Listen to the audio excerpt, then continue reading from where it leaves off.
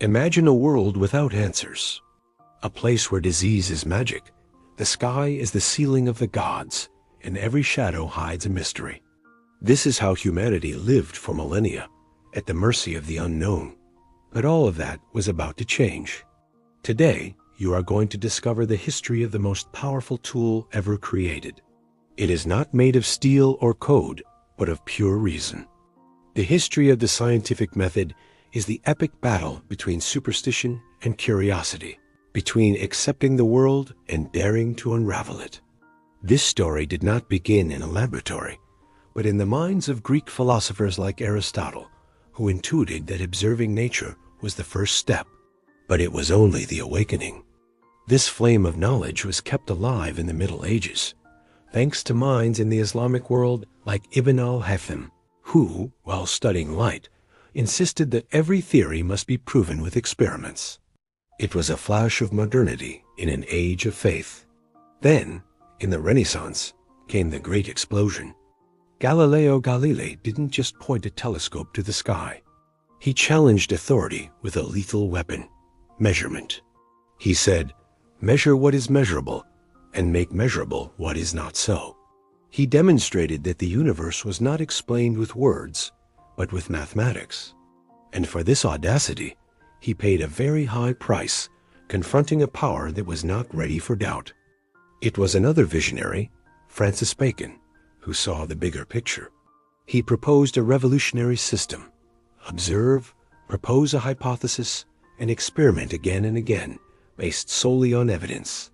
He dreamed that this knowledge would give humanity the power to control nature for its own benefit.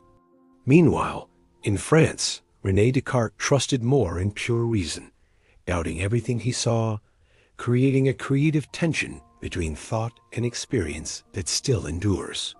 On one hand, Bacon with his faith in data. On the other, Descartes with his faith in the mind. The moment of great revelation came with Isaac Newton. He took the loose pieces, Bacon's empiricism, Descartes' rationalism, Galileo's mathematics, and, upon observing the fall of an apple, unified heaven and earth with universal mathematical laws. He proved that the cosmos was not chaos, but a perfect clockwork mechanism that we could understand. The scientific revolution was complete. The world now had an instruction manual. But the story doesn't end there.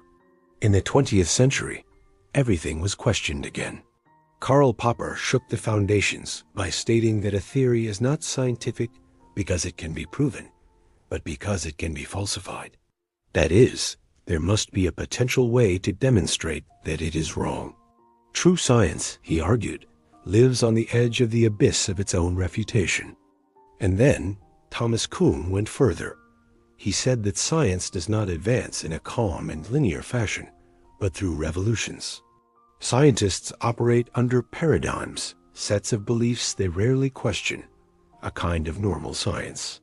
Only when the anomalies become too great and the existing model cracks does a revolution occur that changes everything, as when Einstein replaced Newton. It's not an evolution. It's a change of world. However, here is the controversial idea that many overlook. What if the scientific method, in its quest for objectivity, has become a new kind of dogmatism?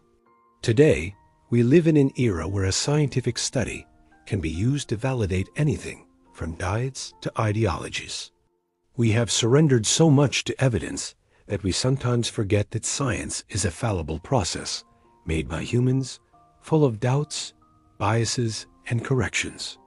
Are we becoming a society that simply replaced ancient religious dogmas with new scientific ones, accepting them without question?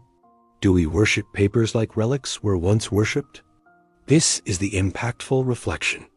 The scientific method did not give us absolute truths. It gave us the humility to recognize that we might be wrong and the tool to correct ourselves. It is the most powerful weapon against ignorance, but only if we use it with wisdom and skepticism, not with blind faith. It is not a catechism. It is an eternal conversation with reality. If this eternal battle between doubt and certainty resonates with you, if you believe that science must constantly challenge itself, And we need you to be part of this conversation. Comment below with the word evolution if you believe the greatest value of science is its ability to correct itself. Like this video if this journey through the centuries made you see knowledge differently. And subscribe so you don't miss the next revelation that will challenge everything you think you know.